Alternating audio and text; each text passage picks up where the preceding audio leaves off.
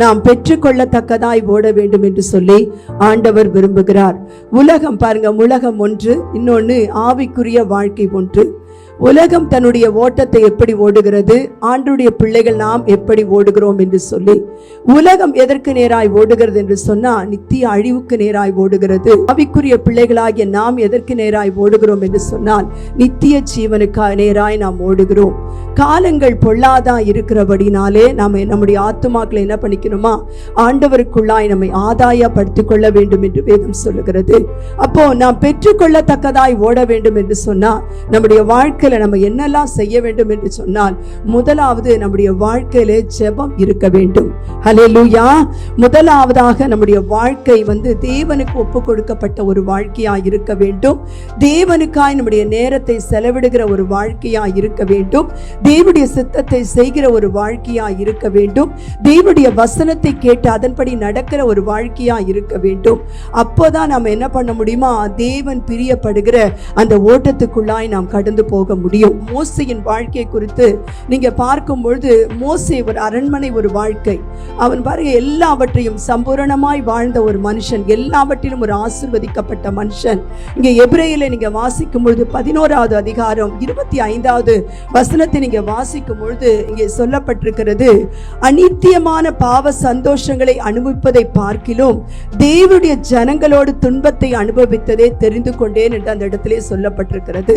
அப்போ ஒரு மனுஷனுடைய வாழ்க்கை பாருங்க, எல்லாம் இருந்தாலும் அவன் என்ன, நம்முடைய தேவனுக்கு ஈடாக எதையுமே நாம் சொல்ல முடியாது. அல்லேலூயா. அவன் எல்லாவற்றும் கிட்டத்தட்ட 40 வருஷம் பார்வோனின் அரண்மனையிலே வளர்க்கப்பட்டான். அவளிடத்தில் பார்வோனுடைய குமாரத்தின் மூலம் அவன் என்ன பண்ணானா, வளர்க்கப்பட்டான். எல்லாவற்றிலும் எல்லாவற்றையும் கற்று தேறினவனாக இருந்த ஒரு மோசே தான் இந்த இடத்துல சொல்லப்பட்டிருக்கிறது, அவைகளெல்லாம் விட்டு இவைகளெல்லாம் என்ன கொண்டு போகாது, நித்திய ஜீவனுக்கு என்னை கொண்டு போகாது. தெய்வ சமூகத்திலே காத்திருப்பதா என்ன பண்ணுமா, என்னை நல்வழிப்படுத்தும், தேவனுக்கு நேராக என்னை நடத்தும் என்று சொல்லி இந்த இடத்திலே சீனாய் மலையிலே மோசே என்ன பண்ணுகிறார், கிட்டத்தட்ட 40 நாள் சொல்லப்பட்டிருக்கிறது, அப்பம் புசியாமலும் தண்ணீர் குடியாமலும் ஆண்டவருடைய சமூகத்திலே அவர் காத்திருக்கிறதை நாம் பார்க்க முடியும். அப்போ அந்த காத்திருக்கும் பொழுது எங்க இருந்தார்னா, கர்த்தரோடே கூட இருந்தார் என்று சொல்லப்பட்டிருக்கிறது. எல்லாவற்றையும் அகற்றிவிட்டு தேவ பிள்ளைகளாய் நம்முடைய வாழ்க்கையில கூட பாருங்க, ஆண்டவருக்கு நாம் முதலிடம் கொடுக்கும் பொழுது கர்த்தர் நம்மை ஆசீர்வதிக்கிறவராய் இருக்கிறார். அல்லேலூயா. ஏன் தேவ ஜனங்கள் இந்த நாட்களிலே ஆசீர்வாதத்தை பெற்றுக் கொள்ள விடலனா, ஆண்டவருக்கு முதலிடம் கொடுக்காதபடிக்கு மனுஷர்களுக்கும் உலகத்தின் காரியங்களுக்கும் தங்கள் நேரத்தையும் அவர் தங்கள் வாழ்க்கையும் கொடுக்கிறதுனால் தேவனிடத்திலிருந்து ஆசீர்வாதத்தை அவர்கள் பெற்றுக்கொள்ள முடியவில்லை. அல்லேலூயா. வேதம் சொல்கிறது பாருங்க, கர்த்தருடைய ஆசீர்வாதமே ஐஸ்வரியத்தை தரும், அதனோடு அவர் என்ன பண்ண மாட்டார், வேதனையை கூட்ட மாட்டார் என்று சொல்லப்பட்டிருக்கிறது. அப்ப அந்த ஆசீர்வாதம் நமக்கு எப்படி வரணும்னா, தேவனிடத்தில் தான் அந்த ஆசீர்வாதம் வரணும். ஆண்டவர் பிள்ளைகளாய் அவருடைய சமூகத்திலே நாம் காத்திருக்கும் பொழுது அவர் நம்மோடு பேசுகிற தேவனாய் இருக்கிறார். அல்லேலூயா. நாம் என்ன செய்ய வேண்டும், என்ன செய்யக்கூடாது என்பதை கர்த்தருடைய ஆவியானவர் நமக்கு உணர்த்துகிறதை நாம் பார்க்க முடியும். இந்த இடத்துல பாத்தீங்கன்னா, ஆண்டவர் ஒரு பெரிய கிருபை பாருங்க. மோசேக்கு எத்தனையோ மனுஷர்கள் இருந்தார்கள், ஆனாலும் மோசேயை ஆண்டவர் அழைக்கிறதை பார்க்கிறோம். ஏன் என்று சொன்னால், மோசே தேவனோடு அதிகமாய் நேரத்தை செலவிட்டவர்.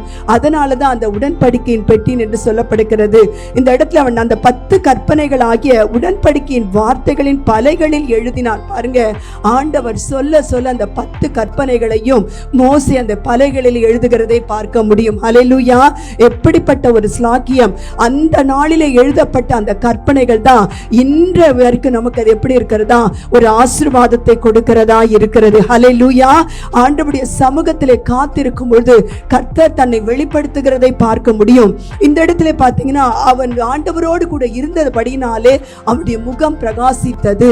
அவனுடைய முகத்தை ஒருவரால என்ன பண்ண முடியாதான், பார்க்க முடியாதபடி இருந்தது என்று வேதம் சொல்லுகிறது. அந்த மோசையே தான் பாருங்க ஆண்டவர் வழிநடத்தி வந்தார். அடிமைத்தனத்தில் இருந்த அந்த ஜனங்களை பாருங்க யார் மூலம் கர்த்தர் வெளியே கொண்டு வந்தார் என்று என்றால் ஒரு மோசையை கொண்டு. மோசே சொல்லுகிறார், நான் திக்குவாயும் மந்தவாயும் உள்ள நாவு என்று சொல்லுகிறார். அப்படிப்பட்ட மனுஷனை தான் ஆண்டவர் பாருங்க கிட்டத்தட்ட 6 லட்சத்துக்கு மேலான ஜனங்களை அடிமைத்தனத்திலிருந்து கொண்டு வர கர்த்தர் கிருபை செய்தார். ஹல்லேலூயா. இதெல்லாம் எப்படி என்றால் தேவனோடு கூட ஒரு வாழ்க்கை, தேவனோடு முகமுகமாய் பேசின ஒரு வாழ்க்கை. அப்படி இருந்தபடியினாலே கர்த்தர் மோசேயை உயர்த்துகிறதை பார்க்கிறோம். தேவ பிள்ளைகளாய் நம்ம வாழ்க்கையிலே கூட நாம் தேவனுக்கு எத்தனை நேரம், எத்தனை மணி நேரம் செலவிடுகிறோம் என்று பார்த்தீங்கன்னா குறைபட்டு காணப்படுகிறோம். அப்போ நம் தேவ பிள்ளைகள் எழும்பும் போதுதான் பாருங்க, தேவ பிள்ளைகளுடைய முழங்கால் முடங்கும் போதுதான் சத்ரு வெட்கப்பட்டு போவான். ஹல்லேலூயா. அவருடைய உபாய தந்திரங்கள் எல்லாம் அழிக்கப்பட்டு போகும். அப்போ ஆண்டவருடைய பிள்ளைகளாகிய நாம் செய்ய வேண்டிய காரியம், ஆண்டவருடைய சமூகத்தை நித்தமும் நாம் தேடும் பொழுது அவர் நம்ம என்ன பண்ணுகிறாரா, பிரகாசிக்க பண்ணுகிற தேவனா இருக்கிறார்.